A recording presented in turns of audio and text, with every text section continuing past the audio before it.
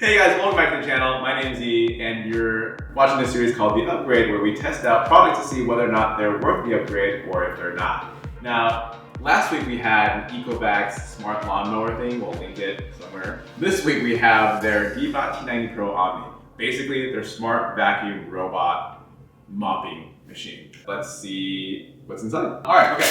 We have the tray, the thing, like the thing that the robot drives up. Power, oh, okay, cleaning solution. We have here, the actual robot itself with this little leg sticking out.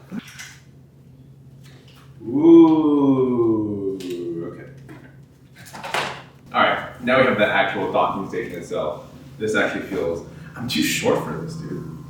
Ugh. This must be how Linus feels. He's also pretty short. All right, okay, this is the docking station itself. If you've ever used one of these machines before, I think it's pretty standard.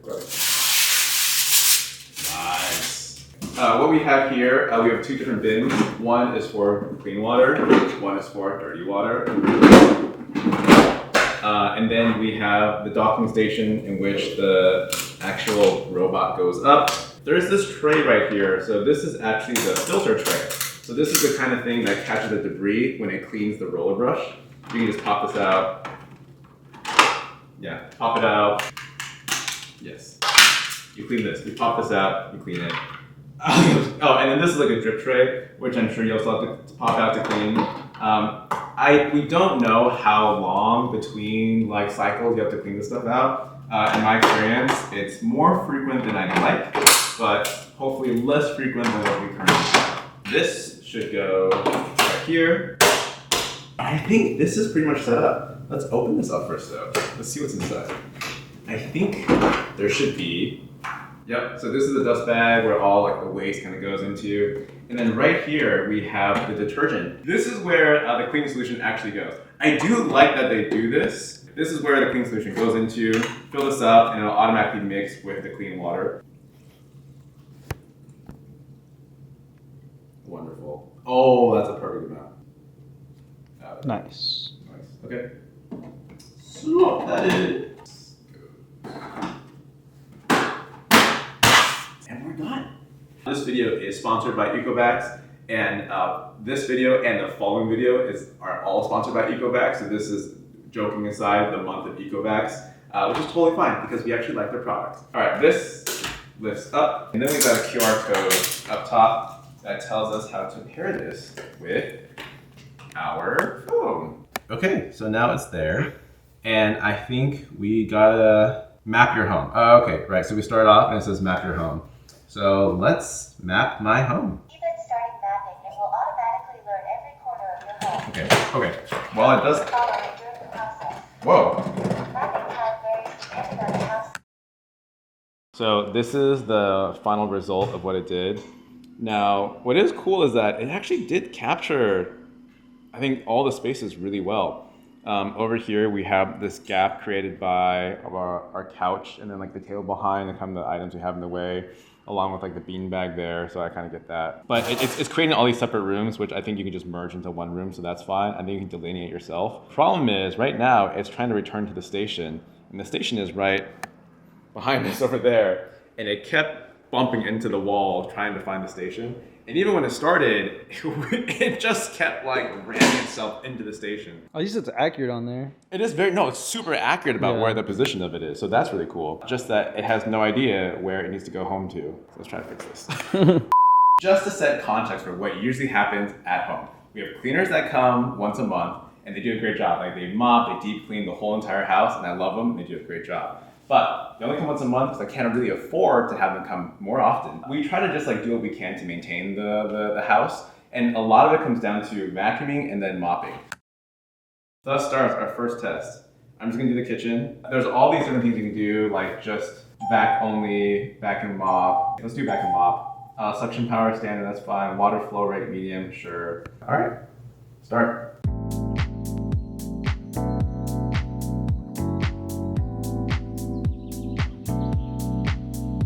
The roller is almost 11 inches long. So we ended up using some Kewpie mayo, strawberry spread, and ketchup. Now, It was actually pretty difficult for it to clean everything properly. We ended up needing to run it twice. But overall, picked everything up, as you can see.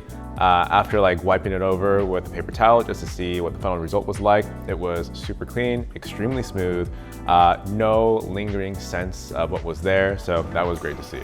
The Omni T90 has something what they call TruEdge 3.0, and what it just means is that the roller will actually extend 1.5 centimeters beyond the area of the robot vacuum itself, and that way it can actually get closer to the walls, and that's how we get that really nice detailed clean along all the edges. It also has this thing called AI-VI 3D 4.0, or IVI, or AV. Anyways, it's their whole advanced AI obstacle recognition and avoidance, and we really did see it do a pretty good job avoiding our obstacles as it went around the house. And perhaps one of the coolest things is it has power boost charging. And so they claim it restores 10% battery in 3 minutes, which means you can actually get uninterrupted cleaning for up to about 500 square meters on max mode.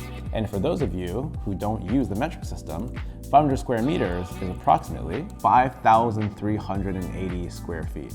In that test we did where it's cleaning up like the more extreme stains and the spots, the battery level basically, once it finished, was almost instantaneously back to 100%.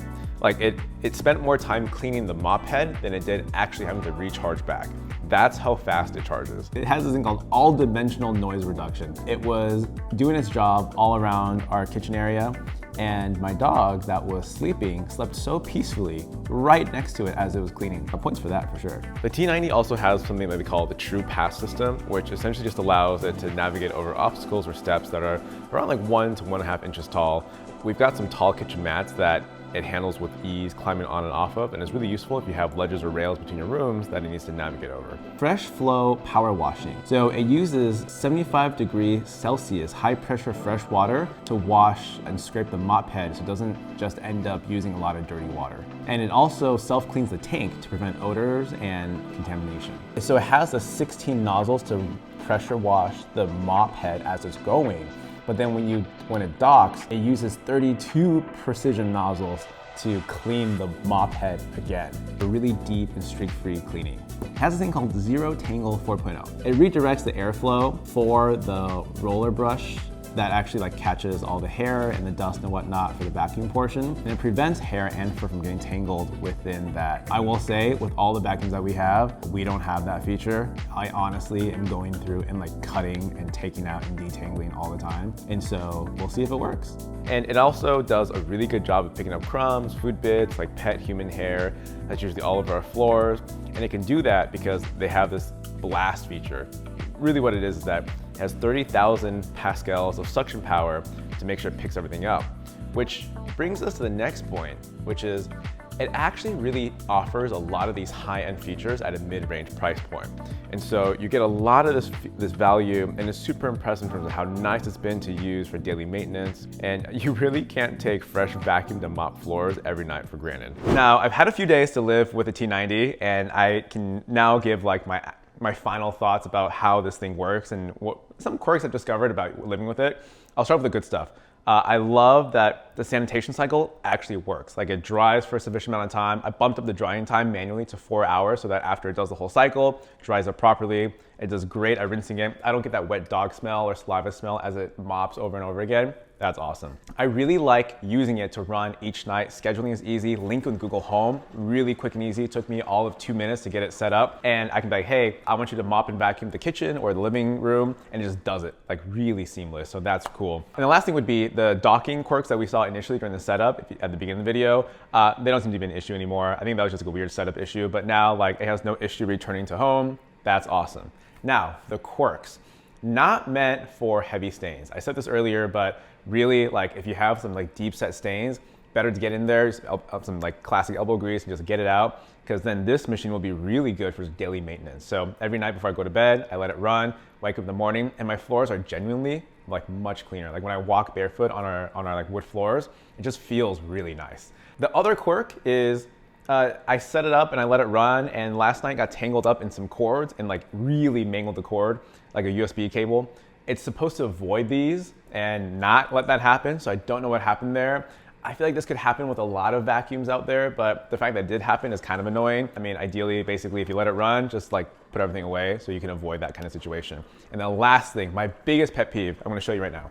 Okay, these are the water tanks, the reservoirs. Now, let's take the dirty. I dumped this out already once before, like a couple nights ago. You can see the dirty water here, right? Now, how this works for both the clean and the dirty is that you flip this latch, you open it. I can't remove this lid. So if I wanna dump it out, do you see how, right? And I promise you I'm not being like crazy about this. So I have to hold this while holding here because there's a lot of condensation here from the dirty water that I'm trying not to touch. So I have to hold it like this and I have to dump it out like this. And that's just not it. And if I'm trying to rinse it, I have to do it like this. This lid really gets in the way. That should be removable, right? Both for like the clean and dirty one. It's just like, it's not convenient. And I don't know if I like that this is the only latch that's preventing this whole thing from opening and just like potentially spilling out dirty water. It hasn't happened, but I just like, I don't know, this could be improved.